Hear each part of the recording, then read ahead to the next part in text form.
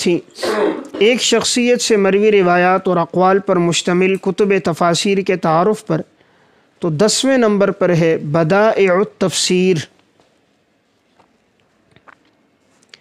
افادات علامہ ابن قیم رحمہ اللہ،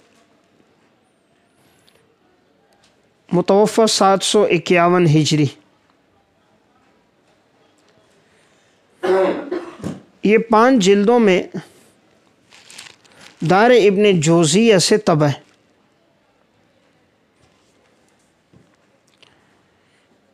یہ تفسیر علامہ ابن قیم رحمہ اللہ نے بذات خود نہیں لکھی، بلکہ السید محمد نے ان کی تصانیف، ان کے رسائل اور تحریروں سے اسے یکجا کیا ہے۔ اس تفسیر کے شروع میں ایک نہایت مفید مقدمہ ہے، جس میں علامہ ابن قیم رحمہ اللہ کی تفصیلی سوانح ہے،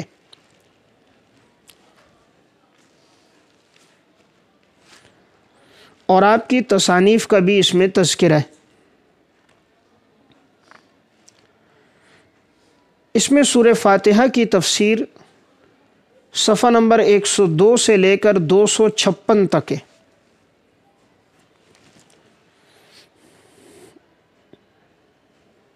یعنی تقریباً 150 صفحات پر انہوں نے سورہ فاتحہ کی تفسیر لکھی ہے، اور اس میں اسلوب یہ ہے کہ جا بجا عنوانات ہیں، المسألۃ الاولی، المسألۃ الثانیہ، المسألۃ الثالثہ، اس طرح عنوانات کے تحت سورہ فاتحہ کی تشریح ذکر کیے۔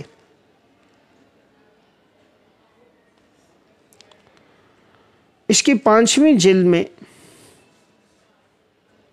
سورہ کوثر کی تفسیر ہے،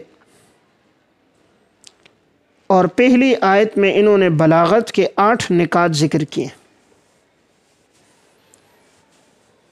اور دوسری آیت کے تحت بھی بلاغت کے 8 نکات ہیں، اور تیسری آیت کے تحت 5۔ تو گویا ایک صورت میں بلاغت کے فوائد، استنباطات اور نکات 21 ہیں۔ اس طرح سورہ فلق اور سورہ ناس کی جو اس میں تفسیر ہے، وہ صفحہ 373 سے لے کر صفحہ 474 تک ہے، یعنی مکمل 100 صفحات میں انہوں نے معوذتین کی نہایت ہی مفید تشریح کی ہے۔ اگر ان 4 صورتوں کی تشریح کو اردو زبان میں تسہیل کے ساتھ شائع کر دیا جائے تو نہایت فائدہ ہوگا، یعنی سورہ فاتحہ، سورہ کوثر اور معوذتین۔ اس میں انہوں نے بڑے علمی فوائد، نکات، استنباطات ذکر کیے ہیں، جو آپ کو کسی اور تفسیر میں نہیں ملیں گے۔ علامہ ابن قیم رحمۃ اللہ علیہ کی ایک تفسیر، ایک کتاب ہے مدارج السالکین فی منازل بین ایاک نعبد و ایاک نستعین۔ یہ تفسیر بھی کتاب بھی بڑی مفید ہے، مدارج السالکین۔ یہ صرف اس آیت کی تشریح ہے، ایاک نعبد و ایاک نستعین، اور یہ 3 جلدوں میں چھپی ہوئی۔ اس سے ان کی علمی جلالت شان کا اور علمی تفوق کا اور علوم و فنون میں ان کی گہری معلومات کا اندازہ ہوتا ہے۔ علامہ ابن قیم کی جو کتابیں ہیں، ان کی ترتیب بہت عمدہ ہے۔ علامہ ابن تیمیہ رحمہ اللہ کا علم بہت زیادہ تھا، تو اس لیے بات سے بات نکلتی تھی، وہ بہت دور چلے جاتے تھے، تو ان میں معلومات ہیں، لیکن ترتیب اتنی مفید نہیں ہے جتنی علامہ ابن قیم کی کتابوں میں، جو ان کے شاگرد ہیں۔ اور ابن قیم کے اکثر موضوعات اصلاحی ہیں، اور ان کی کتابوں میں حدیث کا بہت بڑا ذخیرہ ہوتا ہے. خصوصاً 3 کتابیں ایسی ہیں ہر طالب علم کو اسے مطالعے میں رکھنا چاہیے، انشاءاللہ اس سے بہت فائدہ ہوگا. ایک زاد المعاد فی ہدی خیر العباد، زاد المعاد فی ہدی خیر العباد، آخرت کا توشہ بہترین انسان کی زندگی کا اسوہ حسنہ. یہ آپ صلی اللہ علیہ وسلم کی سیرت پر ہے، لیکن سیرت کے عملی پہلو لیے اور بڑے اختصار کے ساتھ آپ کی وفات تک تمام عملی پہلو ہیں. آپ کے غزوات کا تذکرہ بھی ہے، آپ کی گھریلو زندگی، معاشرتی زندگی، تو بڑی اچھی کتاب ہے. اور روایات کا ذخیرہ بھی بہت ہے اور مستند معلومات پر یکجا ہے. اور دوسری کتاب یہ جو میں نے عرض کی مدارج السالکین، اسے مطالعے میں رکھا جائے. اور تیسری ابن قیم رحمہ اللہ کی الداء والدواء، جو اس نام سے بھی طبع ہوتی ہے الجواب الکافی لمن سأل عن الدواء الشافی. الجواب الکافی، اس کتاب کا بنیادی وہ موضوع ہے، اس میں گناہوں کے بارے میں، گناہوں کے نقصانات کیا ہیں،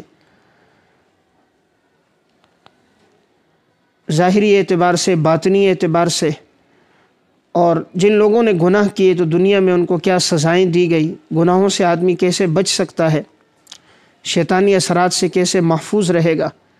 اس طرح ان کی ایک ہے روضۃ الطالبین و نزہۃ المشتاقین،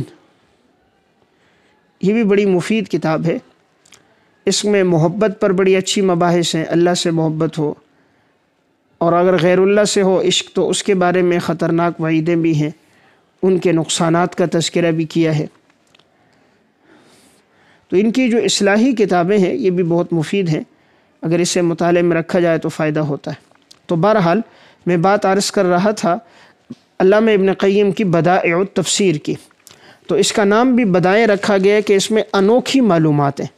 جیسے بدائع الصنائع ہماری فقہ حنفی کی کتاب ہے کہ اس میں انوکھی معلومات اور انوکھے طرز کے دلائل جو دیگر کتابوں میں نہیں ملتے، اسی طرح یہ انوکھے فوائد بھی نہیں ملتے.